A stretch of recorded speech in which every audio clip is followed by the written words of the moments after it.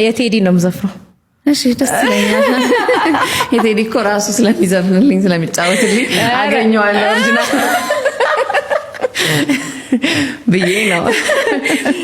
ደስ ይለኛል። እንደውም ልስማ እስቲ። እሺ አያጣውምና ፍቅርን እንቅፋት ከፍቶኝ ብቀየምስ በአንድ ቀን ጥፋት መልሼ ልጸጸት ራሴን ልወቅሰው እንዴት አሳልፌ አንተን ለማለሰው ለማለማህን ያንተን ፍቅሬ ብዙ ነው ሚስጥሬ ቢከፋኝም ሆዴን ቢብሰው አላማህም ለሰው